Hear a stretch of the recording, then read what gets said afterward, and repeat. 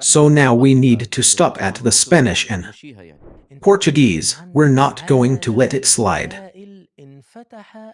You're talking about a huge world that opened up to the Europeans, the Spanish and the Portuguese, when they came to occupy North Africa. How did they deal with these peoples? It had disastrous consequences. Us, their enslavement. We are talking about 100 to 200 million victims. Or did they just come to occupy us for a little gold, a little salt, a little wealth that we had, not to mention the torture, the flogging, the humiliation? What did the map look like? The African, Asian, and American countries were vast, which is why the Portuguese and Spanish came to this geography. They came from the sea and settled in areas far from the centers of power. A main question was, how did these English and French people appear and how did they become masters? They hanged the last king with the entrails of the last priest. I want to complete the sentence for you. They crushed him and abolished him. That's exactly how it happened. And how did this transformation happen within Europe? We don't want a monarchy and we don't want religion. We want a secular republic. What do these terms mean, Professor Mohammed? The modern state, or the nation state, or the independent state?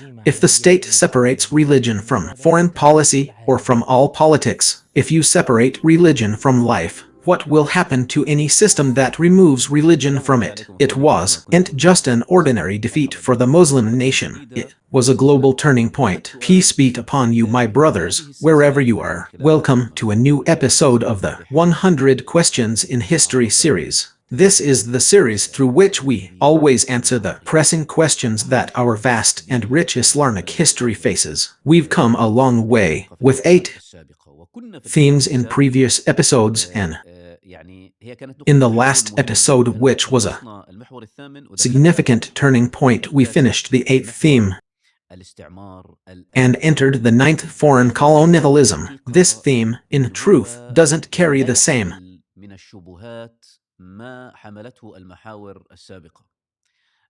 ambiguities as the previous ones. Let's say it has 2 lines of narrative and philosophy of history. So, to better understand what happened to us, how we were colonized, occupied, and humiliated, call it what you will, we will address these questions to our regular guest, Professor Mohammed Al-Harni. Welcome, Professor Mohammed. May God bless you, Abu Al-Harith. We began in the previous episode in the section on foreign colonialism, or what I prefer to call foreign imperialism. Where did we get to? We have reached episode 1, and specifically we are at question number 82. Ready for question 82, Professor Mohammed? Question 82 says, since you divided the history of colonialism into 4 stages in the previous episode, and told us that the era of foreign occupation of our Islamic world began with the fall of Andalusia. Yes. And the expansion began in North Africa across the Indian and Pacific Oceans. Okay, how? Because you told us that the first stage was the Spanish and the Portuguese, right? Yes. So now we want to stop at the Spanish and the Portuguese. We're not going to go straight through it like this, like we're going to jump over it. Yes, so when the Spanish and the Portuguese came to occupy North Africa and the geography they came to, how did they deal with these new peoples? For them, but they knew that these peoples came to the geography of Andalusia and ruled it for 800 years, right? Yes, yes.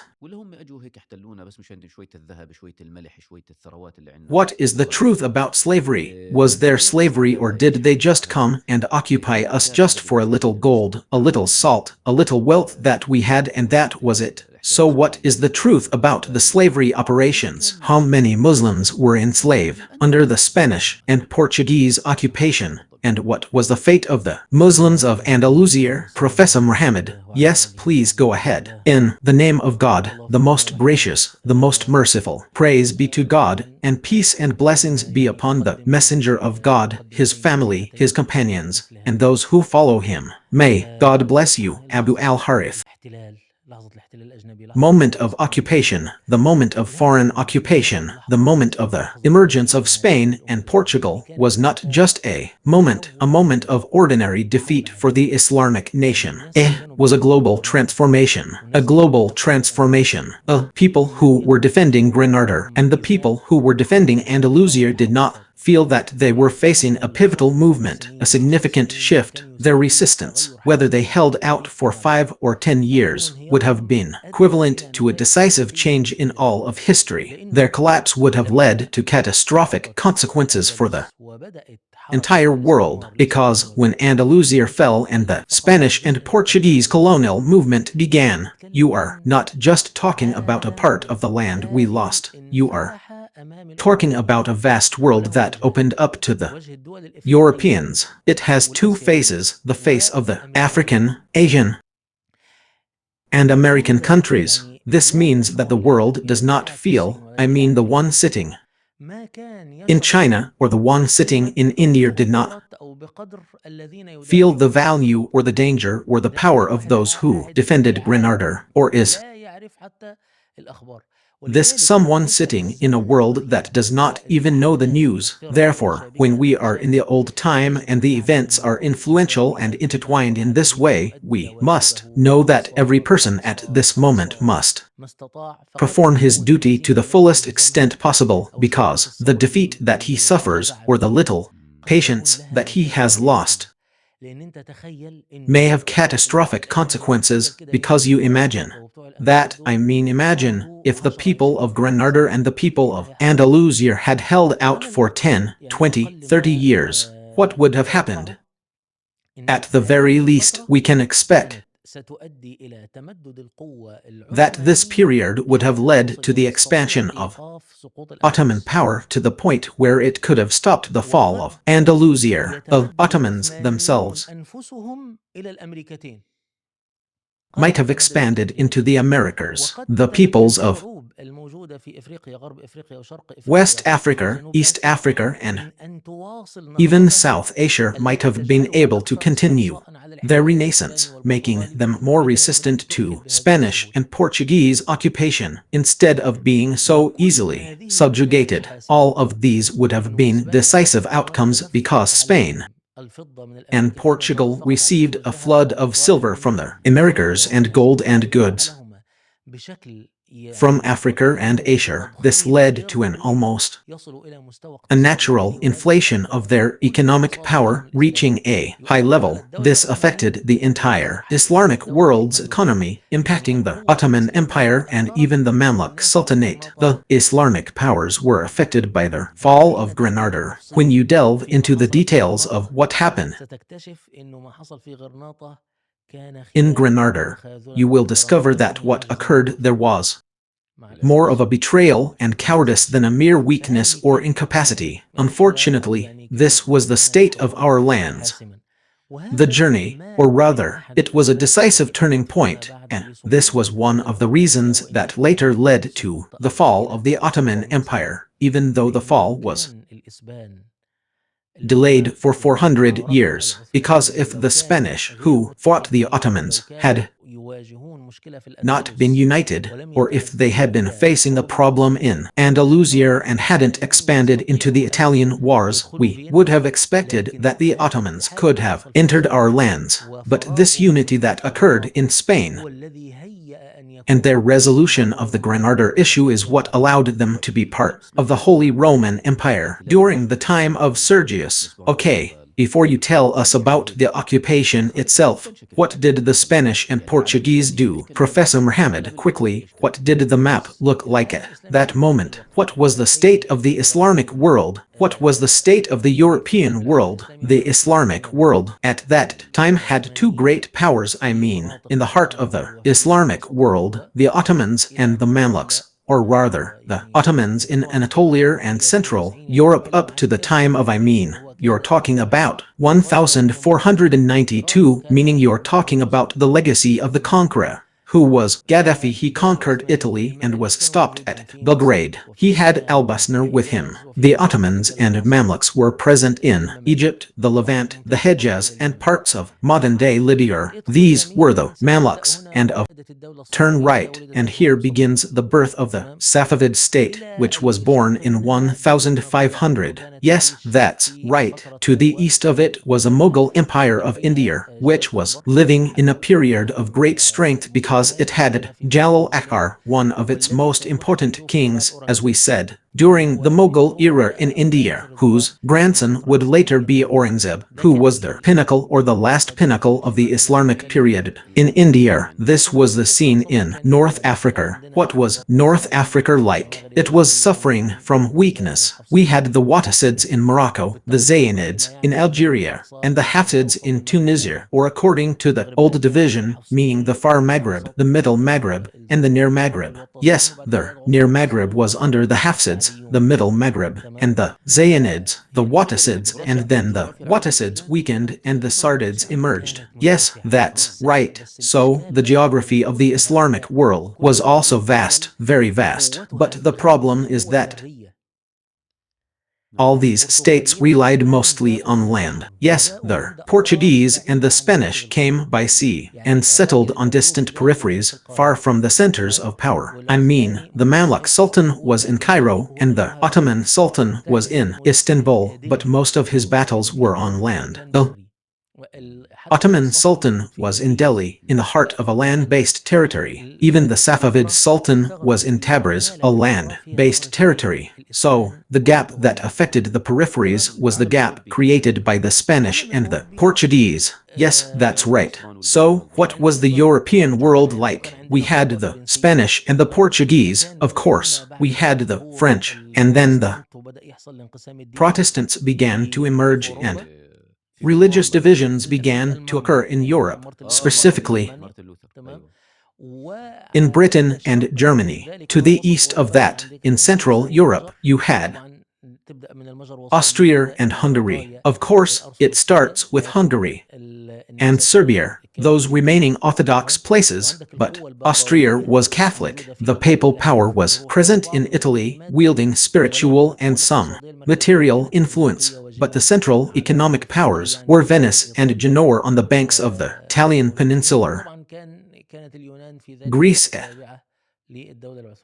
that time was part of the Ottoman Empire, and so was Austria. The Netherlands, well, there were battles and conflicts in Europe since that time, the 16th century. We can call it the century of religious wars because of the rise of Protestantism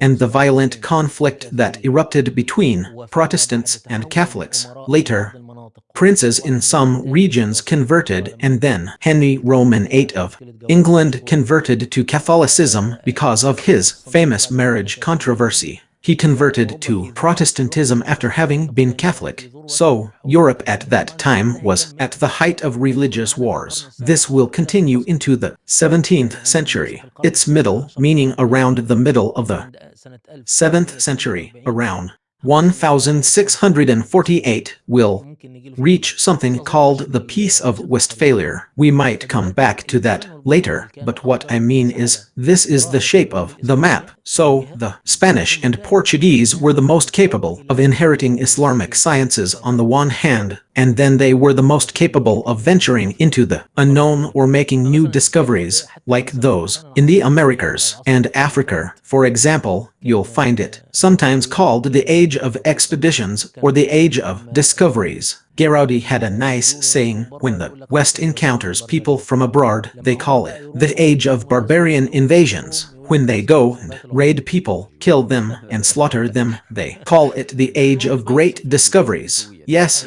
he wants to whitewash their image. What does he want to do? Good. Yes, for example, he says, now you're talking about Timur because you're the one who built a pyramid. From where do the 70,000 skulls go compared to what you did in Africa? You're talking about the deportation of 10 to 20 million Africans. If we put 10 killers for every prisoner who was deported, we're talking about 100 to 200 million victims, and that's not even mentioning Hiroshima and Nagasaki, the Vietnam War, and the genocide of Native Americans in America. He's saying that the West, on a scale of thousands of years, is the biggest criminal in history. Happened. Let's go back to the Spanish and Portuguese. And again, in short, the interesting thing about this axis is that there are no ambiguities. You need to take a look. What can you do? You can split the screen into two sections. One section about the fate of the Muslims in Andalusia after the fall of Andalusia, and another section about the fate of the Africans, mostly in West Africa, who were the people most affected for slavery, because we have now entered the era of slavery. This era, which is the 16th century, you can say that it was an era in which two of the greatest historical crimes occurred: the Inquisition and slavery. The Inquisition was about searching for people's faith. Yes, it was called the Inquisition because it was to look for heresy, disbelief, apostasy, and blasphemy. So you, the ordinary human being, bring him in to be searched for what is in him. Therefore, what will happen to us here, Abu al-Harith, are two parallel things, of course. One is an era of violent persecution suffered by Muslims in Spain after the fall of Andalusia, and a parallel era of violent persecution suffered by Africans after the Portuguese occupation and the establishment of stations and colonies on the west coast of Africa. Yes, yes. Because now you have two peoples placed under immense control by those who owned and enslaved them and wanted to move them to populate the farms and new lands they discovered in the Americas. So, as I am telling you, the two scenes are parallel, but what doesn't many people know that a large percentage, perhaps even most, of the enslaved Africans were Muslims. This was intentional, not a coincidence. It wasn't intentional, but rather because West Africa at that time had a large Muslim population. Muslims had been widespread in West Africa since the time of the Almoravid dynasty, about 400 years before we're even talking about it. Remember the Almoravid dynasty. When we discussed Andalusia in the episode about it, we said it was divided into two parts, one ruled by Yusuf ibn Tashfin and the other by his cousin, Abu Bakr ibn Umar al-Lantuni. Yusuf ibn Tashfin's faction was concentrated in the north, and he was the one who saved Andalusia, fought the Battle of Zalarca, and halted its collapse during the 6th century. He lived for another 100 years. Then came the Almohads. Abu Bakr ibn Umar al-Lantuni was the one who penetrated into the western part of the African continent and spread the Almoravid message. So much so that most of the West for 400 years, Africans were predominantly Muslim. Yes, and the civilized regions that arose, like Timbuktu, which is now in Mali, and the sultans who emerged, like Mansur Musa or the Kingdom of Canberra and other African matters. Of course, I'm not very knowledgeable about African history, but you have a series on African history. Yes, so God willing, this will be discussed in more detail. In short, many of these people were Muslim. One of the most prominent studies I've seen recently, which presented a lot of evidence that most of these people, not most, but it stated that Muslims were numerous. The word most is a prediction, a probability. From me, it's a study by Sylvia Diouf. Sylvia Diouf is originally Senegalese, a researcher born in France, but she's a professor at an American university and she's interested in the fate of black people in America. She is, of course, originally black African. She's a historian. She's in her 70s now, 70 or older. She has a book that was recently translated at the Arab International Relations Forum, which is in Doha. Her name is Abad Allah, and she took the word abad Allah from the words of enslaved African Muslims in America during one of their revolutions, saying, "We are the servants of God, not the servants of anyone." Yes, indeed. She then addressed the general context and people we brought from Africa were ignorant, backward, and without any culture. While it is true that we enslaved them and treated them badly, they eventually became civilized and advanced to a better stage than they were in. He says, well, what is found in their heritage and in the artifacts they left behind, whether written, engraved, or similar, indicates that they were not ignorant. Many of them were educated and many were Quran reciters and memorizers. She then began to trace the events of their revolutions and their secret religious practices and their attempts to pass on the Quran and the Arabic language. Some of them even left their autobiographies in Arabic. His name was Omar bin Said, and another one also left behind. I think he left works or writings. His name was Ayub, something like that. So, regarding the Africans, we can say that recent scientific research has proven that they were another form of the Muslims who were in Andalusia after its fall, in terms of the persecution they faced, in terms of their adherence to Islam, and in terms of their armed uprisings. These armed uprisings, when suppressed because they found no support, were in countries on the fringes of the Islamic world, and no one was able to support them. Yes, so they turned to passive resistance after their armed uprisings were suppressed. This passive resistance is what is meant by passing on the language, passing on the religion, practicing the rituals, including the rituals of fasting and prayer, even during Ramadan and so on. Some of them even had transatlantic connections with their centers in their original Africa. So, you are faced with two truly remarkable scenes, which I won't elaborate on here, but I refer you to this book, which is the book Ibad Allah by Salafi guests, and I refer you to a collection among the books written by Spanish and French researchers about the conditions of the Moriscos after the fall of Andalusia, and I wrote a study that I published in the 4th volume, I think, in a book in the Corridors of History. You can refer back to its details, how these people preserved their religious practices. The circumstances are impossible, brother Murad, truly impossible.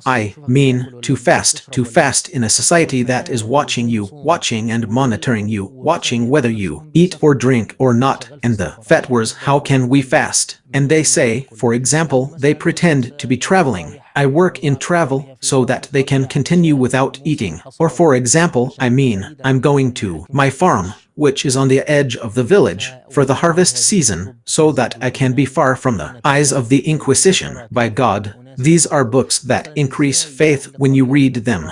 When you see how people preserved, for example, how the people of one of the villages were taken to the Inquisition because they were sitting waiting for the crescent moon of Ramadan to see if it had appeared or not. Some people say it has appeared, some people say it hasn't. This argument made one Spaniard noticed them and reported them. They were taken to the Inquisition. Yes, my point is to be diligent even in prayer, diligent in fasting and worship. Professor Muhammad, the Inquisition, was it established for Muslims, or was it established before the story of Andalusia and Granada? It was established before, yes, but to investigate the Christian religion. Yes, specifically the Christian religion, in confronting the ideas of the misguided Catholics. And the criminal mentality was also old, but it didn't expand and didn't have this impact except in Spain. Yes, in Spain.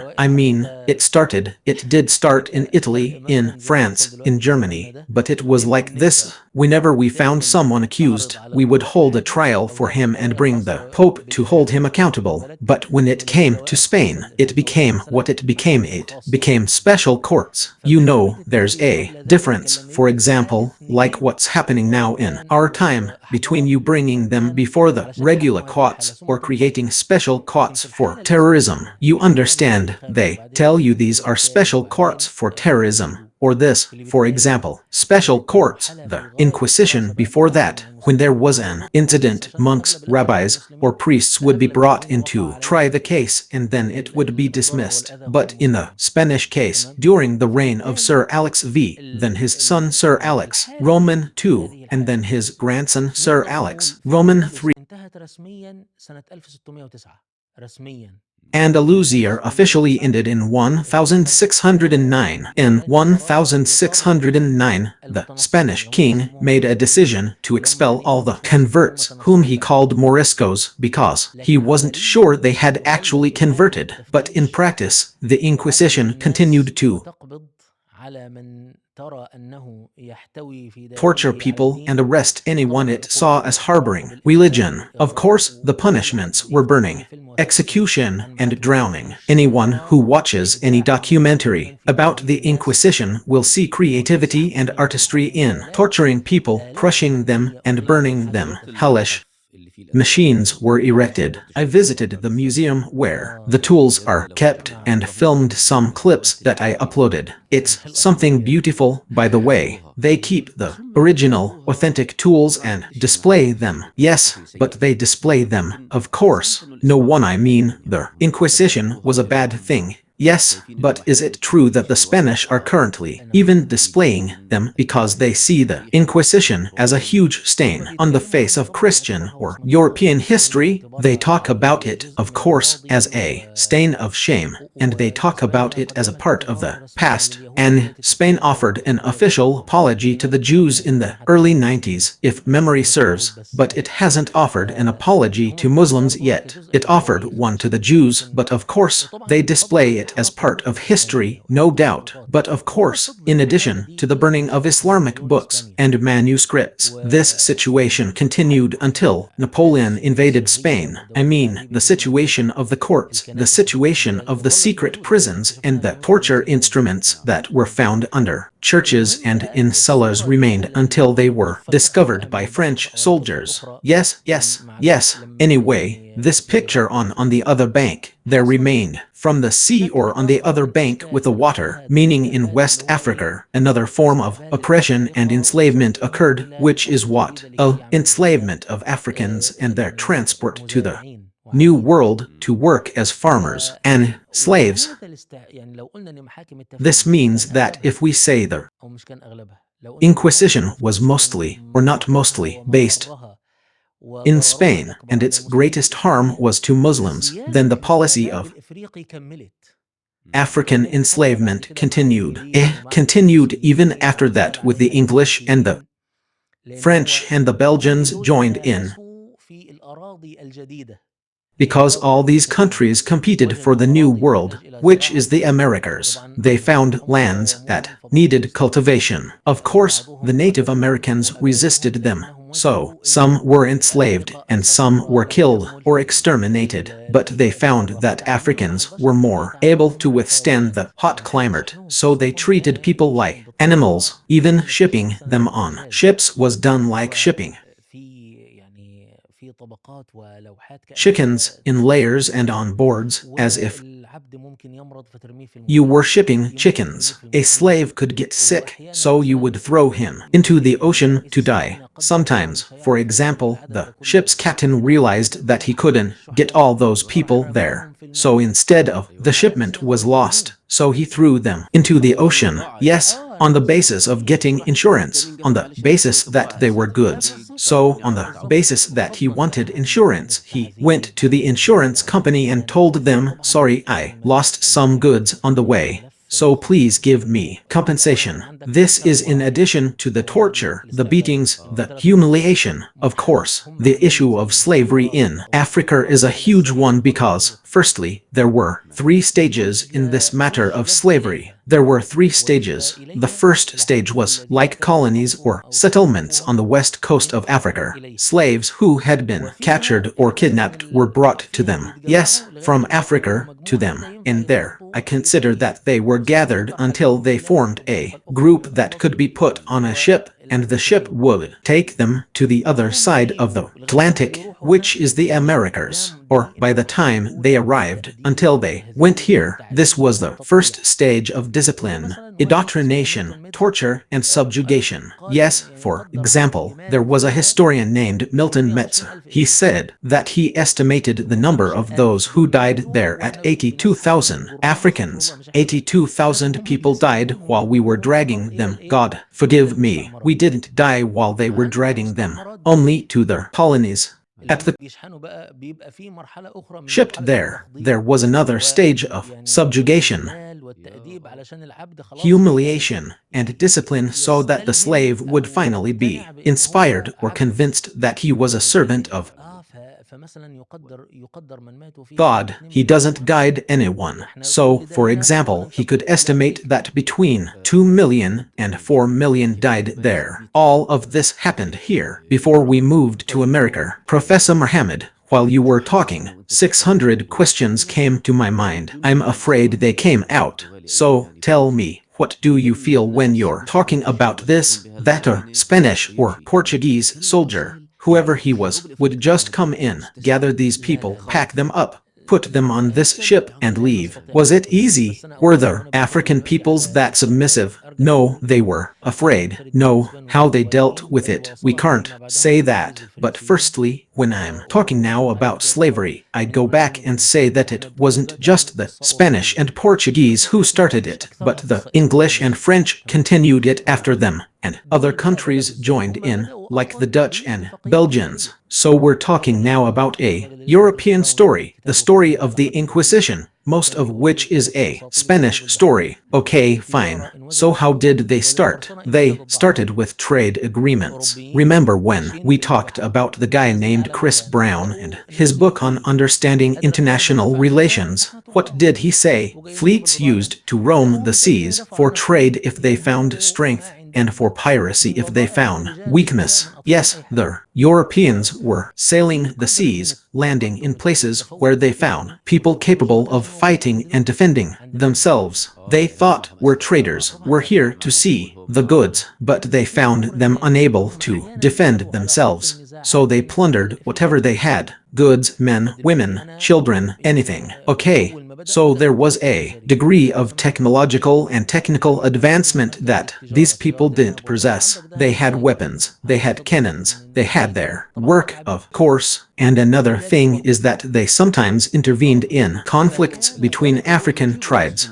So when I started trade agreements, I'd say, please, I'll take this area and set up a trading center here, a center for gold and silver trading. You have gold, we'll trade. You have silver, we'll trade. You have slaves, we'll trade them too. So the Africans would go and get people called slaves to facilitate their trade, or capture them, or fight them. Or even, for example, if someone had prisoners or slaves they wanted to get rid of, they would give them captives. But this was at the beginning. With the passage of time, the increase in wealth, and the growing power of the Europeans, they began to invade, capture, and ambush people. They would set traps, and hurt people. Yes, and take them. Or they would go to a village or a tribe, arrest them, or take their leader and take tens or thousands of people in exchange for a ransom. And sometimes, of course, they discovered later, and there are many books written about slavery and how the Western mind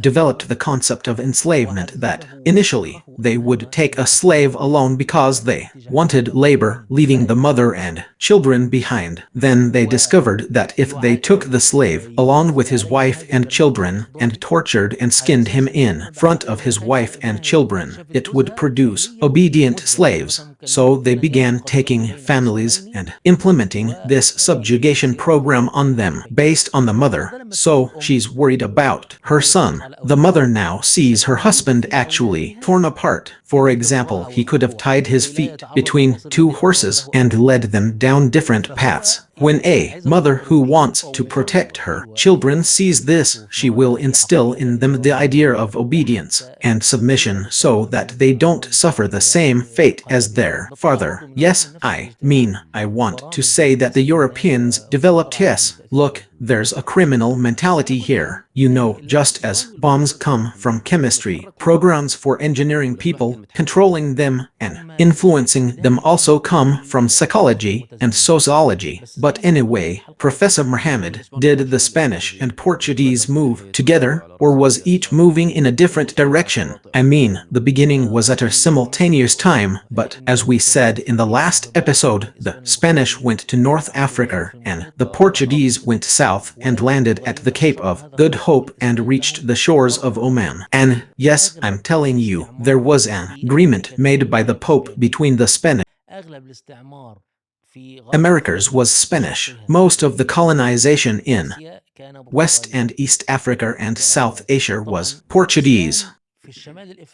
Of course, the Spanish were in North Africa because they were adjacent to it and had ambitions, so there was no line of contact. The Portuguese didn't come to North Africa. Yes, that's right, so there was no line of contact. Okay, yes, the Portuguese, Professor Muhammad, did their ambition really reach Medina in order to desecrate the Prophet's grave, peace be upon him. Is this story true? Yes, it's true.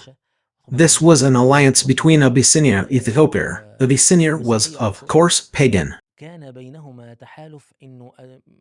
and Christian. I mean, there was an alliance between them to cross the Red Sea to destroy the Kaaba and desecrate the Prophet's grave, peace be upon him. This is one of the issues, or one of the main reasons, that led the Ottomans to cooperate with the Mamluks in repelling this danger. Yes, it's important, by God. Yes, when we discussed the Ottoman-Mamluk relationship, we mentioned a period of alliance and cooperation between them. This was because the Portuguese posed a dual threat, a religious threat and an economic one. Their circumnavigation of the Cape of Good Hope and the goods they transported from east to west harmed both Mamluk and Ottoman trade simultaneously. Therefore, Ottoman naval forces and timber arrived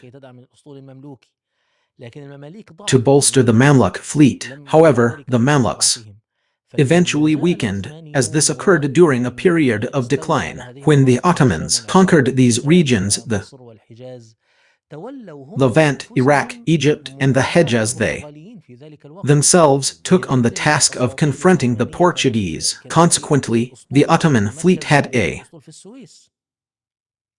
naval base in Suez. Since the Suez Canal was not yet open, the fleet needed to be dismantled and rebuilt. A existing fleet fought in Suez, the Gulf of Aden, and the Arabian Gulf, formerly known as the Gulf of Basra.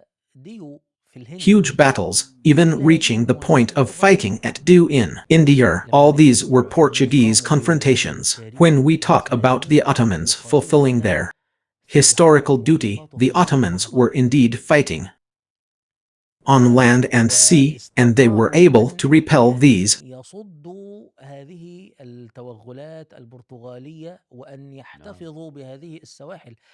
Portuguese incursions and maintain control of these coasts. These coasts, the coasts of Aden, Yemen, and Muscat, were all subject to raids, not to mention what are now the Gulf states. Yes. How many battles did the Ottoman fleet fight there? Sometimes they were defeated, sometimes they were victorious. Okay, one last question before moving on to the next one. God willing, after the story of Granada, did they think they were done with Andalusia? Did they think they had conquered everything and overthrown Islamic rule there? Were they just sitting around? Were they afraid of Islam returning, so they came to this region? Or were they thinking, we've spent so much, so let's recoup our losses, let's start conquering again? No, as I said, what made them move was that expansion was an instinct within them. It's natural for nations to expand their own strength. They didn't know there was such a thing as a new world, and they didn't know they could reach the East if it weren't for someone like Columbus. He was a man with knowledge of maps, and we mentioned that Muslims were masters of cartography at that time. Columbus knew that the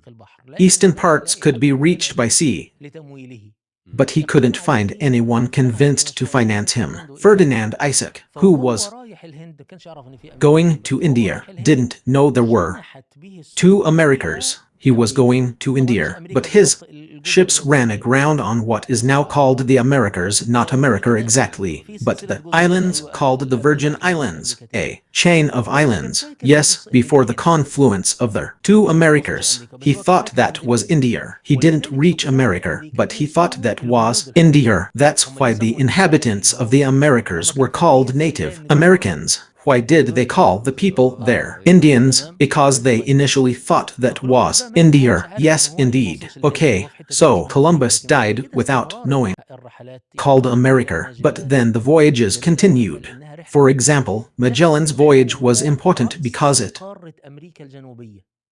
circumnavigated the tip of South America. So, Magellan was the first to circumnavigate the globe. He reached South America, then sailed along the coast to the tip of the continent. Yes, and then he sailed from the tip of the continent to the other side and continued into the Pacific Ocean until he reached the Philippines. So, the Philippines was named after Philip of Spain. Oh, that's interesting new information. Yes, he was the first, and that's why he found the ocean calm. So he named it the Pacific Ocean. Yes, he named it the Pacific Ocean because it's not stormy like the Atlantic Ocean. Yes, that was the first voyage, the first ship to sail from the west, circumnavigate the globe, and return from the east. That was Magellan. Who was he? He was a traveler, or a sailor, Mr. Mohammed Espang, or rather, who is Portuguese? Is he originally Portuguese or Spanish, or of Spanish origin,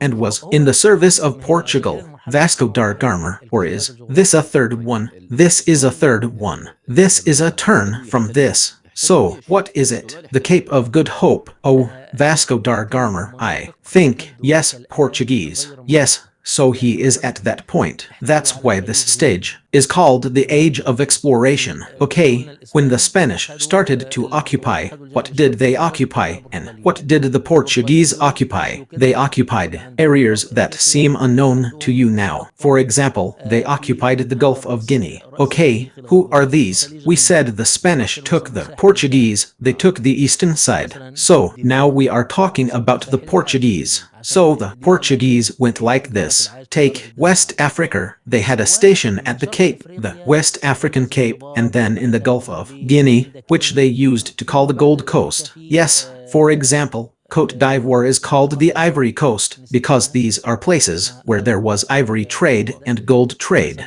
Yes, and from East Africa at Zanzibar at Mozambique, near Kenya. Yes, then there was a region in India, I forgot its name, called Edward or something like that, for example. Then Malaysia, and then the Philippines. Then the Dutch occupied Indonesia. Yes, the Spanish, most of their activity, as we mentioned, was in the Americas. Yes, yes. And of course, they reached Oman. And of course, there, they were passing through on the way to all of these. Yes, and the Spanish occupied the shores of Morocco. The Spanish occupied the shores of Morocco and Algeria. They took Larnaca and Silla, and I don't know who else. Yes, and we said after that, we said in the episode about the Ottomans and Andalusia, that they took then the battles took place at Maganem, at Mostaganem, at Béjair, at Annaba, and at Algiers itself, at Tunis. And we said that they reached Tripoli and occupied it for a while, and then they left it to the Knights of Malta. Yes, then the Ottomans came, I mean, Selim and Suleiman the Magnificent. We want to focus this question on the results, meaning what resulted from the Spanish and Portuguese occupation of the region. Islamic. A shift in global power occurred because gold and silver flowed to the Spanish and Portuguese, and because they were able to access vast resources and transport goods from the east to the west without passing through the Islamic world. This caused economic crises within the Islamic world and, of course, led to the occupation of these lands,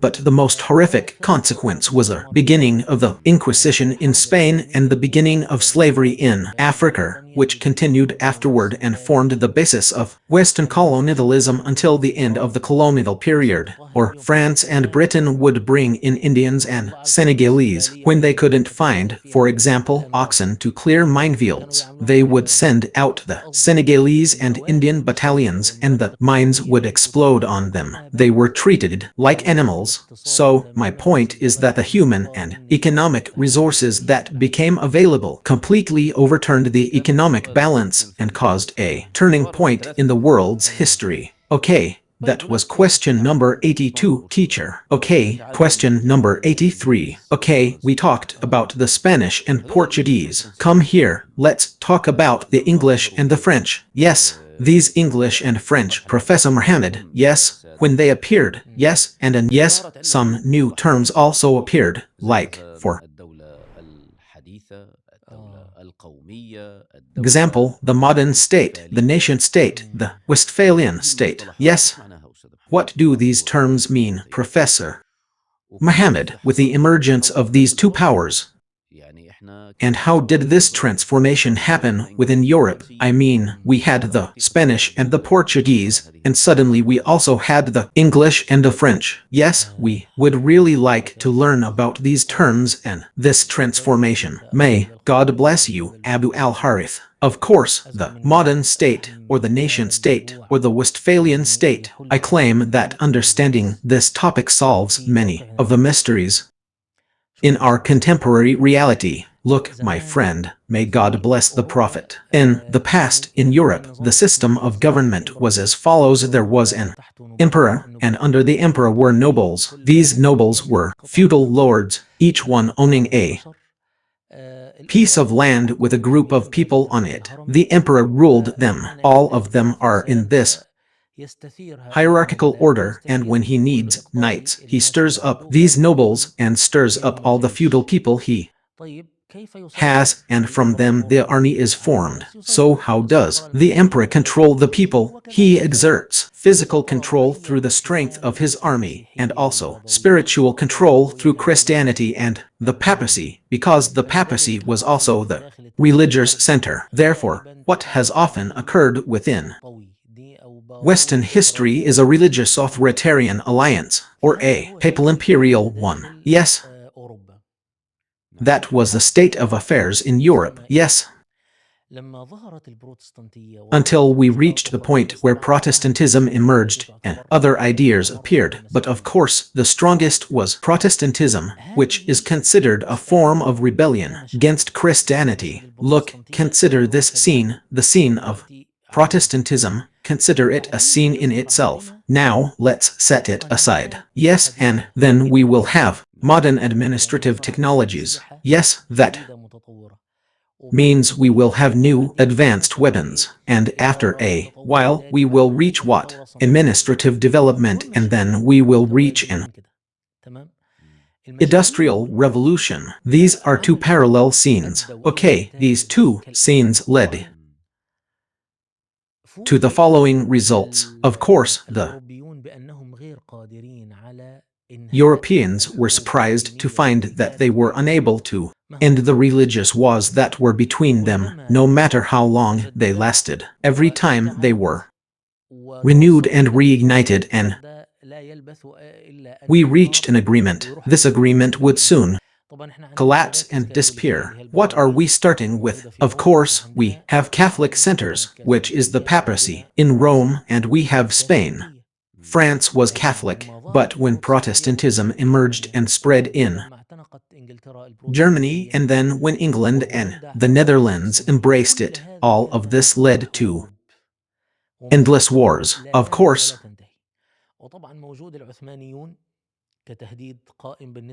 the Ottomans were a constant threat to Europeans.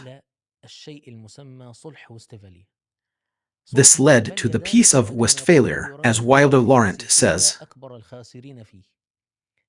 Christianity was the biggest loser in this peace. What does the Peace of Westphalia mean? Simply put, Europe, divided by rivers and Mountains naturally created distinct homelands for each people.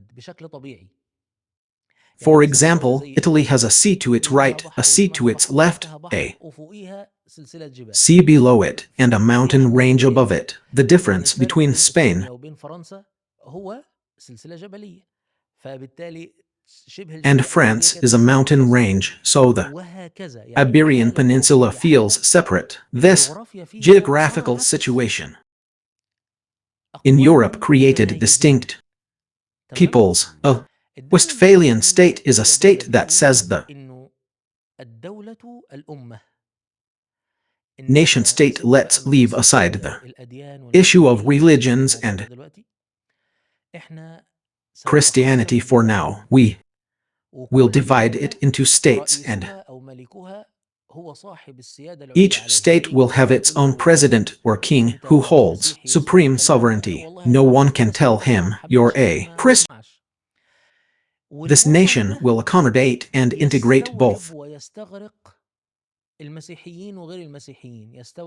Christians and non-Christians. For example, France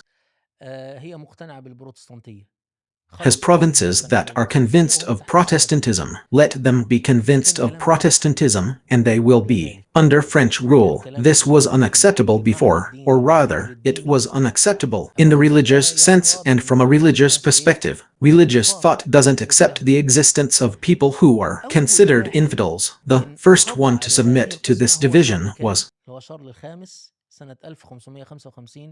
Charles V in 1555, who made a peace treaty called the Treaty of Westphalia or something like that. This treaty, you could say, was a central point that inherited all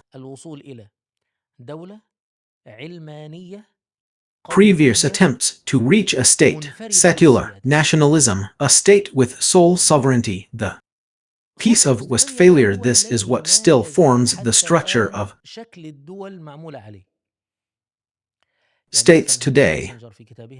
For example, Henry Kissinger, in his book World Order, sees this peace as a magic solution for Europe, a final solution, a solution we must adhere to.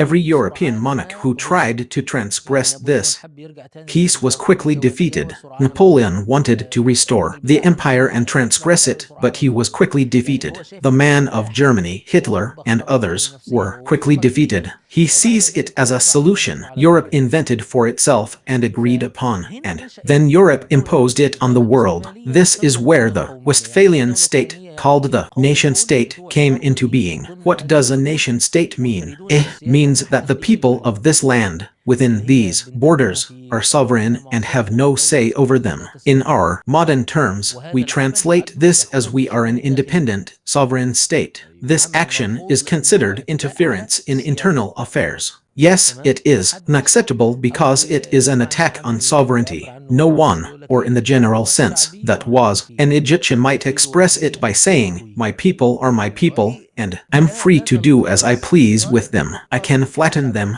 fold them, wash them, and iron them." Yes, that's a very accurate, albeit populist, summary of the meaning of the Westphalian state. No one can tell me how I govern the people under me. No one has that right. I am a sovereign state, and I am not questioned about what I do. In political science definitions, sovereignty is the supreme authority, the authority above which there is no higher authority. If there is a higher authority, then it's not sovereignty. It's not called sovereignty. I'll complete the sentence for you, and if you want, you can crush it and abolish it. That's exactly it. But it now includes a new idea, uncommon among Westerners, that this nation-state accepts different religions. This wasn't acceptable before. In Europe, yes, that's right. Where did they get it from? What I mean is, they were attracted to the Ottoman model. They found the Ottoman state to be a state where people lived normally, Christians, Muslims, Jews, and yet it was a powerful state, and its majority and victorious. Look, I'm telling you, the Peace of Westphalia, That was in 1648. We said the beginning of the decline of the Ottoman Empire was in 1683, meaning 33 years after this, from this moment. Exactly. So, we will be a secular state. We won't have control from the Pope. We won't have interest in anything sacred or anything other than the Holy Book. We will have something called citizenship. You could say that it developed. The Muslim is like the Christian, like the Jew, like the atheist, like anyone else. The Protestant is like that. For example, one of the things that impressed Westerners was that Suleiman the Magnificent could be present in his harem, not even in his palace. He could have an Orthodox Christian, a Catholic Christian, a Jewish woman, and a Muslim woman. So, they say that the Ottoman palace had a degree of diversity, spaciousness, and tolerance that allowed for the presence of 4 religions worshipping in the same palace. That moment was a moment the Westphalian state, we could say, was the biggest blow to Christianity in Europe because it removed the control of Christianity and the papacy and magnified the powers of the kings. When any administrative progress came after that, it also dealt a blow to control the people and collect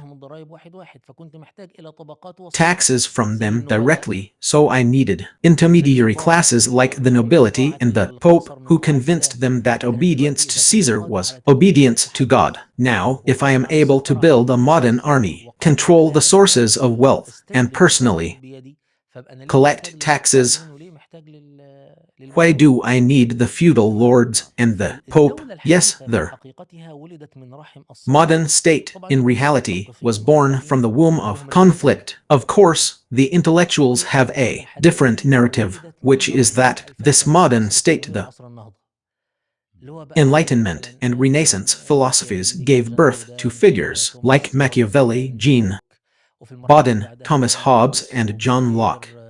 Later, we had Rousseau, Voltaire, and Montesquieu. Their idea was that when these philosophers contemplated the state of Europe, they revived the culture of ancient Greece, namely democracy, and blended it with the realities of the modern age. This led to the concept of the modern state, the social contract, and secularism, which maintains an equal distance between religions. However, this narrative has now been largely superseded by the narrative that the modern state arose from the struggle between armies, kings, and popes. A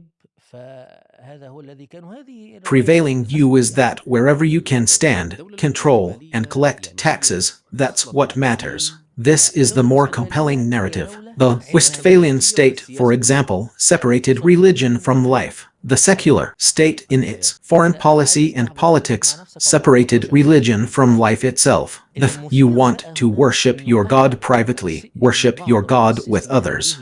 Same thing is an internal matter. Yes, the interesting thing here is that one of the founders, some of the founders of these countries, was a priest. One of the most prominent names in this context is someone named Richelieu, who was a French prime minister. He was originally a Catholic priest, but his policies were those of a secular prime minister, meaning that the interests of France required supporting Protestants against Catholics. Yes, okay, it's fine, supporting Protestants against Catholics. So, this man is considered a model of a personality who believed that the kingdom of this world should remain for this world, and the kingdom of God should remain with God. He has parallels like Cecil and Bacon, but he is a central figure. Of course, these things didn't happen easily. They happened through wars, massacres, and very violent tyranny. But when this peace was established, the Peace of Westphalia, you can say that Europe took on a form close to its modern form. But it must also be said that it wasn't possible for Europe. This peace would have been settled had it not been for the fact that it found external territory to compete in its conflicts. I mean, if the Europeans had been confined to their continent, they would have continued fighting in Iraq together. But when they became involved in the Americas, Africa, and Asia, why fight in Europe? Why not fight outside of Europe? The wars did indeed continue in Europe, they did. But the results, the losses, fell upon the peoples of the East. Yes, lands were occupied, people were enslaved, resources were plundered, while the borders didn't move much within Europe itself. I'll ask you two things to get to the point. What was the Westphalian state? This system emerged after the First World War, right? Yes, in the 7th century. The beginning of the 7th century was 1618-1648. So, it says that it was a state. A Westphalian state is a state based on absolute sovereignty. No one from outside is allowed to interfere. That's the essence of the matter. In other words, anyone from outside, any religion is forbidden. Separated religion from society. Life means I am the master of my own destiny. Okay, we went a little way, then the term modern state appeared, or rather, the modern state is another form of the Westphalian state. Good, so the Westphalian state still exists. Yes, the Westphalian state exists, of course. Very great. Today, Professor Muhammad, there is no violent contradiction. Perhaps, as you also mentioned in the course of the discussion, existence of these 5 member states. These are the ones who decide the fate of any country and interfere in everyone on the planet. They rule, and therefore there are no borders, no real sovereignty for any country in the world. Yes, this is just marketing talk. Media consumption. I mean, now the West has built an international system according to its own specifications. The state is a political unit, a unit within the network of the political system, and that's why this state itself, I mean, now, not just anyone who rules a place can call it a state. No, there has to be a United Nations system that recognizes you and gives you a seat in the United Nations and gives you his role in the Security Council and his recognition of the resolutions issued by you and your world and so on. So the state is no longer just a popular product. It has become a subject in international relations. This is what is written theoretically, like when I say, for example, that every citizen has the right to education, the right to health care, and the right to housing, and then you find its policies. Of course, this is what is written in the Constitution, and then you find the ruler's policies: no education except for the elite, no healthcare except for the rich, no housing except for the wealthy. So, yes, he has created a system, I mean a system of control. I consider the global system like a big prison. The cells in it are called states. Yes, okay. So, a state whose cells are not governed like this is called a failed state. Not a failed state because it cannot provide education and healthcare. No, a failed state because it cannot control its borders. Yes, we have a loophole here that affects the international security system and stability in the region. Yes, you see, this is what is called a failed state, a state that cannot govern its people and oppress them. Yes, indeed. So the new international order means a shift to what is called, I mean, a term I liked, like, to disguised hegemony. Yes, for example, yes, that's how it is. We have shifted from unity, politics, sovereignty, and so on to hegemony. Yes, exactly. Disguised. And this is it. Yes, I want to tell you about the modern state and the independent state. It is a system that, theoretically, respects the state or is based on the state, because for it, this is the best system that enables it to dominate people. No, this is theoretical, but practically it is expanding. Of course, so that I can close the question because the episode has ended. Professor Muhammad, what happens to any system that is emptied of religion? Muhammad Iqbal used to say, if faith is lost, there is no security. When you remove religion, something else inevitably takes its place and makes itself a religion. The state has made itself a god. Notice how Carl Schmitt, the German thinker and philosopher of political theology, calls it what he means. He says the state has taken the sacred tenets of religion, so the state's constitution has become the holy book, the state's flag has become the flag, the state has become God, and the parliament has become the temple. The state has taken the sacred tenets from religion and given them to itself. So now they say, you must die for the state. Yes,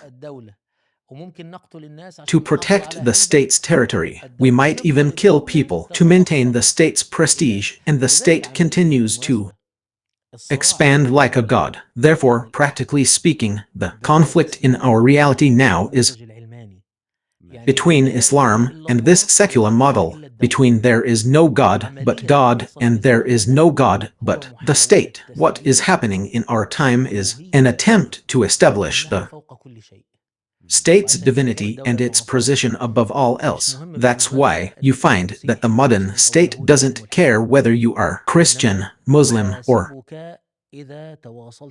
Jewish, or an atheist, but it will hold you accountable if you communicate with its enemies on charges of high treason. Even the crime of apostasy, which exists in religions, is now called high treason by the state. Yes, so the center of sanctity shifted from religion to the state. Okay, now we understand what a modern, independent nation-state means. Good. And the main question was how they became masters.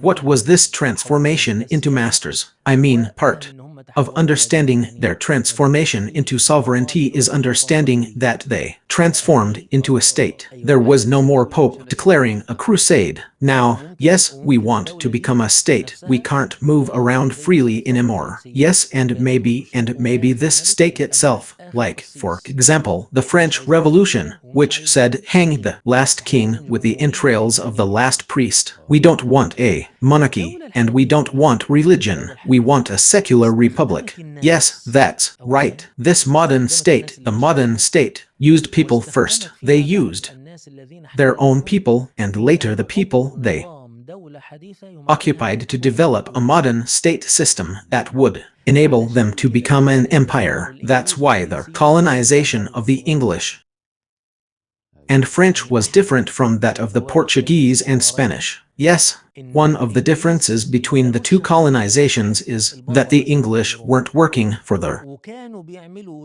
Pope, for example, in Rome. They were building a modern state and a technological system. They weren't interested in looting and plundering, but rather in making themselves an empire and establishing in the countries they occupied models similar to the modern state they had. Yes, it was in their interest, and yes, they removed what they wanted and put what they wanted in it, but in the end, it was the system they knew how to deal with, and that's why this is the difference between occupation and colonization. Yes, that's right. So, what were the English? They were islands, like Isle of Scotland. Yes, they were these islands. Who would have believed that these small islands would later be able, with what was available to them from this modern state and its tools that control people, and use them as if they were one team, managing them through ledgers and through statistics and factories, to make them a formidable force in the manufacture of machines. And what remains of us is the Industrial Revolution. Who would have imagined that a country like this could control India, China, and most of Africa? The same applies to France and most of and then the Americas. All this was made possible by this country, which is Westphalian in origin, modern, and nationalist. Of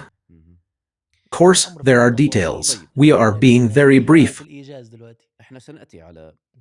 Now, we will come to, as we talked about Portugal and Spain, what they occupied, where they came from, how they enslaved, how they worked, etc. We will come to the French and the English, God willing. But here ends this episode, Professor Muhammad. May God reward you for what you have shared. As for you, my brothers, wherever you are, as usual, we must not forget to share these episodes and spread them so that the good may spread to everyone. Until we meet in the next episode of this blessed and good series, may you remain in God's care. Until next time, watch more programs about Islamic history and learn about its events, victories, defeats, leaders, scholars, secrets, governance, politics, wars, and battles. All you have to do is follow our YouTube channel, our history, from the furthest point in the past to the furthest point in the future.